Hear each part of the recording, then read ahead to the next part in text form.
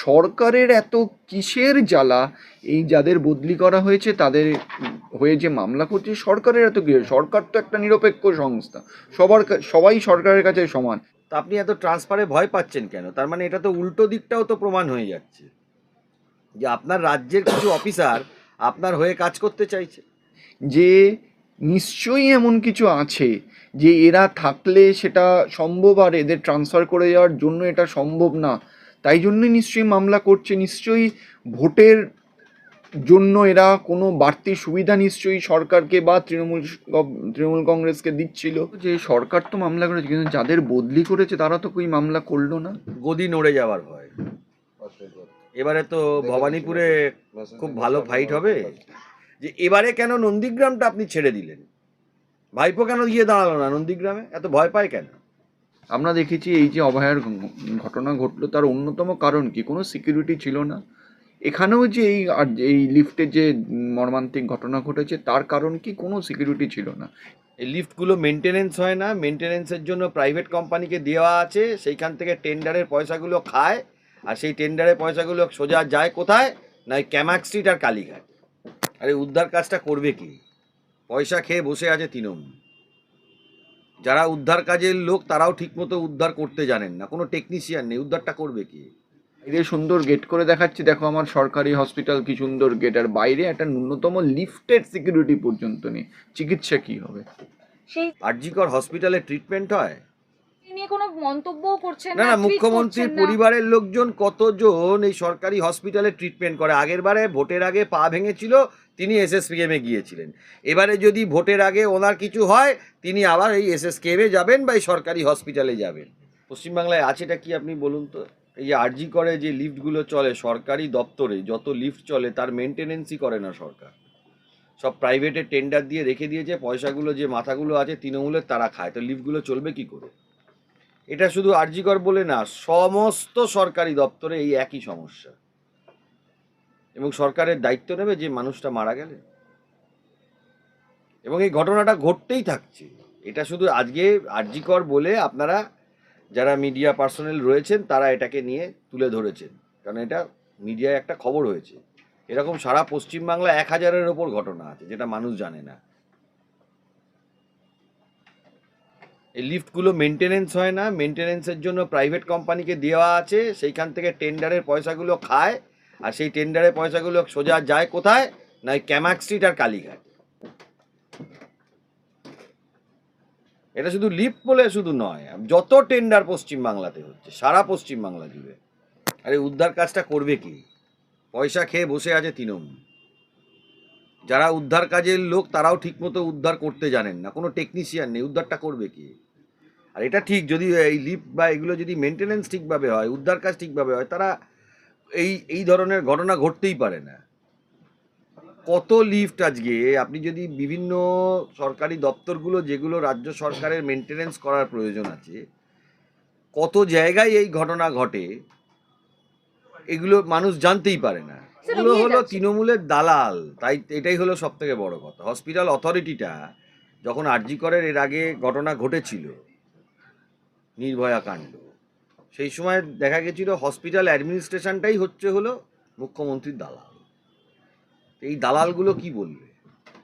আরজিকর হসপিটালে ট্রিটমেন্ট হয়, কটা ভদ্রবাড়ির লোক বা কটা মানে যাদের মোটামুটি ধরুন ফাইন্যান্স আছে বা মধ্যবিত্ত বা উচ্চ মধ্যবিত্ত বাড়ির লোক আরজিকরে ট্রিটমেন্ট করাতে যায়? সারা পশ্চিমবাংলায় যত হসপিটাল আছে সব হসপিটালেই মৃত্যুই ঘটে, যেগুলো সরকারি হসপিটাল। আপনি এসএসকেএমে যান, দেখবেন রুগী মাটিতে শুয়ে গড়াগড়ি খাচ্ছে, তারা একটা বেড পর্যন্ত পাচ্ছে না। আপনি এনআরএসে যান, আপনি ক্যালকাটা ন্যাশনাল মেডিকেল কলেজে যান, আপনি যতগুলো হসপিটালে যান, আপনারা সাংবাদিকরা যান, একটু ভেতরে ঢুকুন, একই অবস্থা সরকারি হসপিটালগুলো। এগুলো একটা ইনকাম সেন্টার হয়ে গেছে। এই নিয়ে কোনো মন্তব্যও করছেন না না, না, টুইট মুখ্যমন্ত্রীর করছেন না। পরিবারের লোকজন কতজন এই সরকারি হসপিটালে ট্রিটমেন্ট করে? আগের বারে ভোটের আগে পা ভেঙেছিল, তিনি এসএসকেএমে গিয়েছিলেন। এবারে যদি ভোটের আগে ওনার কিছু হয়, তিনি আবার এই এসএসকেএমে যাবেন বা এই সরকারি হসপিটালে যাবেন। আর ওই শশী পাঁজা কি সরকারি হসপিটালে গেছে? একবার খবর নিন না। শশী পাঁজার বাড়ির সামনে যে ঝামেলা হলো, উনি কি সরকারি হসপিটালে ভর্তি আছেন? সেটাও একটু খবর নিয়ে দেখুন। এইসব কারণের জন্য সরকারি হসপিটাল, সরকারি হসপিটালে ট্রিটমেন্টের জন্য নয় পশ্চিমবাংলাতে। মৃত তা তো ঘিরে রাখবেই তো, নিজের ঘাড়ে দোষ হয়েছে এখন ধামাচাপা দেওয়ার চেষ্টা করবে না? এটা তো নর্মাল ব্যাপার তৃণমূলে, যে চুরি করে চোরের মায়ের বড় গলা হয়, এটা সবাই জানে। তো তৃণমূল এখন চেষ্টা করবে এই কেসটাকে যতটা ধামাচাপা দেওয়া যায়, সামনে নির্বাচন। এমনিতে আরজিকারের যে নির্যাতিতা তিনি পশ্চিমবাংলায় বিচার পাননি। পশ্চিমবাংলায় যত মার্ডার হয়েছে সেই মার্ডারে কেউ বিচার পায়নি। আপনি বরুণ বিশ্বাস মার্ডার, বিচার হয়নি। তপন দত্ত হত্যা, বিচার হয়নি। আপনি অভিজিৎ সরকার, তার দাদা বিশ্বজিৎ সরকার লড়াই করে করে করে করে কিছু পুলিশকে হয়তো তিনি কিছু বিচার পাওয়ার চেষ্টা করেছেন। আপনি ম্যাক্সিমাম জায়গাতে দেখুন, যারা যারা পশ্চিমবাংলায় নিপীড়িত, বঞ্চিত, মৃত, খুন হয়েছেন, একটা কেসেও আজকে অবধি বিচার হয়নি। কেন? এই রাজ্য সরকারের জন্য। তৃণমূল এখন খুব ভয়ে আছে, তাই জন্য এখন এই ট্রান্সফার নিয়ে মামলা করছে। ভিন রাজ্যে ট্রান্সফার হওয়ার আইন কি নেই? আইন তো আছে। তো নির্বাচন কমিশন তাদের ইন্ডিপেন্ডেন্ট ডিসিশন নেবে, তারা যেটা তার মতো করবে। তা আপনি এত ট্রান্সফারে ভয় পাচ্ছেন কেন? তার মানে এটা তো উল্টো দিকটাও তো প্রমাণ হয়ে যাচ্ছে যে আপনার রাজ্যের কিছু অফিসার আপনার হয়ে কাজ করতে চাইছে। নাহলে তৃণমূল কেন এটা নিয়ে মামলা করতে যাচ্ছে? এসআইআর প্রক্রিয়া একেবারেই শেষের পর্যায়ে, সেই জায়গাতে দাঁড়িয়েও মুখ্যমন্ত্রী মমতা বন্দ্যোপাধ্যায় জ্ঞানেশ কুমারকে চিঠি লিখছেন। ভয় আছেন তাই চিঠি লিখছেন? ভয়টা কিসের? রিগিং এর? না, ছাপ্পা? গদি নড়ে যাওয়ার ভয়।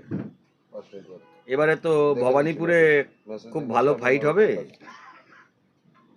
আমার একটা এখানে প্রশ্ন আছে, আপনি নাকি বিজেপির সব থেকে বড় বিরোধী, মুখ্যমন্ত্রী মমতা বন্দ্যোপাধ্যায়। তা আপনি নন্দীগ্রামে কেন ফাঁকা মাঠ ছেড়ে দিলেন? এটার প্রশ্নটার উত্তরটা কে দেবে? আপনার তৃণমূলের যতগুলো বড় বড় মাথা আছে, আপনার ভাইপো আছে, তারা কেন সাহস পেল না নন্দীগ্রামে দাঁড়ানোর? আগের বার তো খুব জোর গলায় বলেছিলেন নন্দীগ্রামে দাঁড়াবো, আপনারা দাঁড়ালেন না কেন? বিজেপির তো প্রচুর বিরোধী মানুষ আপনাদের দলে আছে, যারা বিজেপিকে ভালোবাসেন না, শুভেন্দুবাবুকে ভালোবাসেন না। তো নন্দীগ্রামটা ফাঁকা ময়দান করে দিলেন কেন? এই প্রশ্নটার প্রশ্ন করা উচিত মমতা বন্দ্যোপাধ্যায়। তাই জন্য এখন জ্ঞানেশ কুমারকে চিঠি উনি তো গিমিকি সারা জীবন করে যান। মানুষের ভোটারদের কাছে যান, মানুষের কাছে যান। রাজনীতি পশ্চিমবাংলার দিকে যতটুকু বুঝেছি, এই তৃণমূল দলটা মাসেল পাওয়ার আর মানি পাওয়ারে অনেকটাই এগিয়ে। বিরোধীরা যদি এটা নিয়ে কমব্যাট করতে পারে, এই জায়গাটা কমব্যাট করতে পারে, তা আমার বিশ্বাস রাজ্য সরকার থাকবে না। এবং যা অবস্থা এসে দাঁড়িয়েছে, সারা পশ্চিমবাংলার সমস্ত মানুষ অত্যাচারিত। আপনি যদি যারা বেকার যুবক যুবতী তাদের কথা দেখেন, চাকরি নেই, ওনাকে বেকার ভাতা দিতে হচ্ছে। বেকার ভাতা দিয়ে এটা প্রমাণ করছেন পশ্চিমবাংলায় চাকরি নেই। ডবল ডবল চাকরি আছে। কোথায় কোথায় বেকার ভাতা দেওয়া মানে এটা প্রমাণ হয়ে যাচ্ছে পশ্চিমবাংলায় চাকরি নেই। না প্রাইভেট সেক্টরে আছে, না গভর্নমেন্ট সেক্টরে আছে। আর গভর্নমেন্ট সেক্টরের চাকরিগুলো উনি বিক্রি করেন। তৃণমূল বাড়ির ছেলেমেয়েরা চাকরি পায় না পয়সা না দিয়ে। যারা এই তৃণমূল যে ভোট হচ্ছে, যারা তৃণমূলের এজেন্ট বসবেন বা যারা তৃণমূলের হয়ে প্রচার করবেন, তাদের বাড়ির কটা ছেলে মেয়ে চাকরি পেয়েছে? বেকার ভাতা টাতাগুলো বাদ দিয়ে আমি সেটা প্রশ্নটা তৃণমূল যারা করেন তাদেরকে করতে চাইছি। আর যারা তৃণমূল করেন তাদেরকে আরও একটা প্রশ্ন করতে চাইছি, যে আপনারাও মুখ্যমন্ত্রী মমতা বন্দ্যোপাধ্যায়কে এই প্রশ্ন, যে এবারে কেন নন্দীগ্রামটা আপনি ছেড়ে দিলেন? ভাইপো কেন গিয়ে দাঁড়ালো না নন্দীগ্রামে? এত ভয় পায় কেন? আরজিকরেতেই আছে, মানে ন্যূনতম কোনো পরিবর্তন হয়নি। যদি সরকারের ন্যূনতম লজ্জা থাকতো, আরজিকরে পর্যাপ্ত পরিমাণ সিকিউরিটি থাকতো। এটা নর্মাল, এটা আরজিকর বলে না, যে কোনো যখন একটা লিফট থাকে, নয় একটি লিফটম্যান থাকে বা এমন ব্যবস্থা থাকে যে এমার্জেন্সি কিছু হলে যাতে সিকিউরিটি সেখানে আসতে পারে। আমরা দেখেছি এই যে অভয়ার ঘটনা ঘটলো, তার অন্যতম কারণ কি? কোনো সিকিউরিটি ছিল না। এখানেও যে এই লিফটে যে মর্মান্তিক ঘটনা ঘটেছে, তার কারণ কি? কোনো সিকিউরিটি ছিল না। একটা লিফট যখন ওইরকমভাবে নেমে গেল, ইমার্জেন্সি বাটন মনে হয় কাজ করেনি, তাহলে তো আরও আওয়াজ হতো। আর যদি কাজ করে তাহলে আরও মারাত্মক, যে ওরকম সাইরেন বাজার পরেও, এমার্জেন্সি অ্যালার্ম বাজার পরেও কোনো সিকিউরিটি এসে তাদেরকে উদ্ধার করার চেষ্টা করেনি, যেটা শোনা গেছে অভিযোগ বলে ওই পরিবারের লোকজন যেটা বলছে, তার মানে আরজি করেই আছে, সরকারের ন্যূনতম শিক্ষাও হয়নি। এবং এটাতে একটা জিনিস কি পরিষ্কার বলুন তো, আমি বাইরে থেকে সুন্দর গেট করছি, ভেতরটা ফাঁকা রেখে দিয়েছি, মানে ভেতরটা পুরো ফাঁপা। বাইরে সুন্দর গেট করে দেখাচ্ছি, দেখো আমার সরকারি হসপিটাল কি সুন্দর গেট, আর বাইরে একটা ন্যূনতম লিফটেড সিকিউরিটি পর্যন্ত নেই। চিকিৎসা কি হবে? সেই আর আমি চিৎকার কে করুক না করুক, একটা লিফট যদি একটা জায়গায় অনেকক্ষণ স্টাক থাকে, এমনিই তো লোকে বুঝতে পারবে যে লিফটটা ম্যাল ফাংশন করছে। কোথায় সিকিউরিটি, কোথায় এমার্জেন্সি, কোথায় মানে তাদের রক্ষা করার যে প্রক্রিয়া, কোথায় কিচ্ছু হয়নি। তার মানে বোঝা যাচ্ছে যে কোনো সিকিউরিটি নেই। এবং আমি অবাক হয়ে যাচ্ছি, হসপিটালের তো আরও অনেক বিভিন্ন স্টাফ আছে, তারাও বা কী করছিল? একটা লিফট 1 ঘন্টা ধরে আটকে ছিল, ম্যাল ফাংশন করলো, কারুর কোনো হেলদোল নেই। মানে এইটা হলো সরকারি হসপিটালের একদম অরিজিনাল চরিত্র। এটা শুধু আরজিকর বলে না, আজকে আরজিকর এই ঘটনাটা ঘটেছে বলে হয়তো আপনারা এই খবরটা করছেন। আপনারা প্রত্যেকটি হসপিটালের লিফটে গিয়ে দেখুন, সরকারি হসপিটালের বাইরেটা বিশাল ভালো, প্রত্যেকটা লিফটে একটাও লিফটম্যান পাবেন কিনা সন্দেহ, কোনো সিকিউরিটি নেই, কোনো কিছু একটা হলে কেউ কিচ্ছু করতে পারবে না। আমরা উন্নয়ন বলতে জানি হলো দুয়ারে উন্নয়ন কিনা জানি না, আমরা দুয়ারে অনুব্রত জানি। এবং অনুব্রতর উন্নয়নকে যদি উন্নয়ন বলা হয়, তাহলে সেটাই উন্নয়ন পশ্চিমবঙ্গে। এখনো অভয়ার যে বিচার, সেই বিচার কিন্তু বিচারাধীন অবস্থাতেই পড়ে রয়েছে। সেই জায়গায় দাঁড়িয়ে আবারও অরূপ বন্দ্যোপাধ্যায় একটা নতুন নাম সংযোজন হলো। দেখুন, আমি প্রথমেই কি বললাম, আরজি করেই আছে। যদি সরকার, এর থেকে একটা জিনিস কি বোঝা যায় বলুন তো, যে অবহেলার ঘটনাটা কোনো কোনো রকমভাবেই যে এই ঘটনাটা ঘটেছে, এর জন্য যে সরকার পুরোপুরি দায়ী, তার গাফিলতি, তার যেই ল্যাক অফ সিকিউরিটি, এটার জন্য যে অবহেলার ঘটনা ঘটেছে, যে সরকার পুরোপুরি দায়ী, আজকে সেটা আবারও প্রমাণিত হলো। স্যার, যে সরকার তো মামলা করেছে, কিন্তু যাদের বদলি করেছে তারা তো কই মামলা। আর দেখুন, যখন ইলেকশন ডিক্লেয়ার হয়, তখন অ্যাডমিনিস্ট্রেশনের দায়িত্বে ইলেকশন কমিশন থাকে। ইলেকশন কমিশন যদি মনে করে ফ্রি অ্যান্ড ফেয়ার ইলেকশনের জন্য কাউকে বদলি করা প্রয়োজন, বদলি করবে। কিন্তু প্রশ্নটা অন্য জায়গায়, প্রশ্নটা হলো এখন অ্যাডমিনিস্ট্রেশনের দায়িত্ব। সরকারের এত কিসের জ্বালা, এই যাদের বদলি করা হয়েছে তাদের হয়ে যে মামলা করছে, সরকারের এত কি? সরকার তো একটা নিরপেক্ষ সংস্থা, সবাই সরকারের কাছে সমান। আজকে এ কমিশনার হলেও সরকারের কি অসুবিধা, বা বি ভদ্রলোকও কমিশনার হলে কমিশনার হোক বা কেউ চিফ সেক্রেটারি হোক, যার যেটা কাজ সে সেটা করবে। সরকারের আবার চয়েস আছে নাকি যে এ হবে কি এ হবে না, এ হলে ভালো। সরকারি আমলা বদল করে দিলে কি মুখ্যমন্ত্রীর খুব অসুবিধা হয়ে যাবে? তাই কি তড়িঘড়ি হাইকোর্ট দ্বারস্থ হয়েছেন মামলা করে?